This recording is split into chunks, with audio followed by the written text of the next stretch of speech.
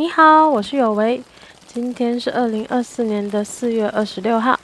住在南台湾的朋友，你们还好吗？雨真的好大啊！这一集呢是豪大雨下 DIY 雨遮的效果心得分享。台东这边是间歇性大雨，风没有太大。那25日的晚上呢，我上去看了一下，只有4周的盆土是有一点点湿的，中间的都其实还好。那层架第2层的状况也都还可以，没有什么喷到雨。这边就是层架第1层，那4周这边就有一点点喷到，看起来是都还可以啦。大家稍微看一下，这颗晚霞孤独的站在这个夜晚中，也是很美啊。今天26号就来看看状况吧。早上短暂的出了大太阳，果然是夏天呐。这边的盆呢比较靠外，有一点淋到，不过我现在有的都是相对能淋雨的品种，所以我不太担心。这个红天鹅绒整个都变绿色了，完全面目全非耶。这是层架的第2层，小盆的这里有一点淋湿了。这个乌木放错位置了，它不太能淋雨，要放到安全的雨遮下。跟大家分享一下哦，如果你的雨遮要拉的话呢，上面的屋顶要比架子稍微宽一点点。我这边留了大概10公分，看起来还是不太够。为了要有良好的通风，所以雨膜是没有拉到4周的，只有在顶部。所以雨大它还是会喷到蜘蛛，那就放一些健康不怕雨的。夜星虽然这边有一点积水，不过没有什么关系，上方因为有黑网啊，它就算出大太阳也不用太紧张。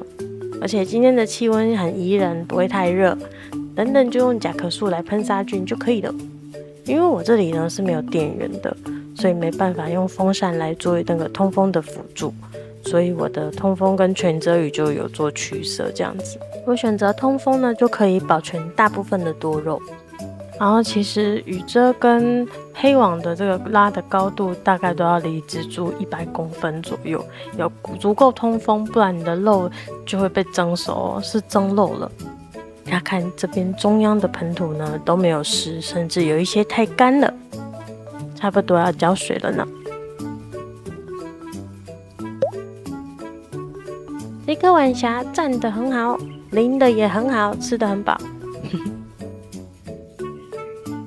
底下这里的沙漏金牡丹盆土也都没有湿，它们现在是好好的抓好了土哦。这个叫假稳根，再等1个月应该就可以真的稳根。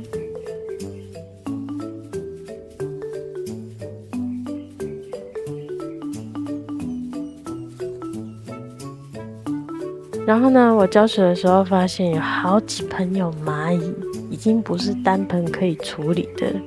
因为我太懒了，我2个礼拜没有检查，浇完水我就跑了。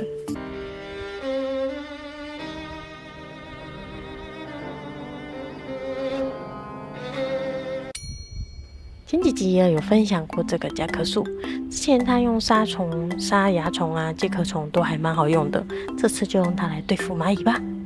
这算是一个有机无毒的防治方法，如果有兴趣的朋友，请你搜寻甲壳素农用。就会有很多的资料。那它的原理是把害虫的外壳溶解，让虫虫脱水窒息死亡，然后也可以达到杀菌的效果。因为这个是水溶性的，所以应该也可以跟其他的易肥一起使用，不过要小心肥伤。我就这样子用了2个多月，觉得很方便。那病害感觉上也有被抑制的感觉，用灌根的方式会比较好。我查到它可以搭配木醋液一起使用，不过我瓶罐实在太多了，就没有再买。现在呢，我搭配光合菌和水溶性氧化钾，感觉也是不错。下一集再来好好的分享。这一集的重点就是雨遮要比架子大才能挡住大部分的雨。没有新台币的话，通风跟雨遮要选一个，是可以全遮雨，然后拿电风扇吹啦。拉黑网跟雨遮要距离多肉100公分以上，不然会变真肉哦。那么这集就到这边咯，如果有帮助到你，那就太好了，拜拜。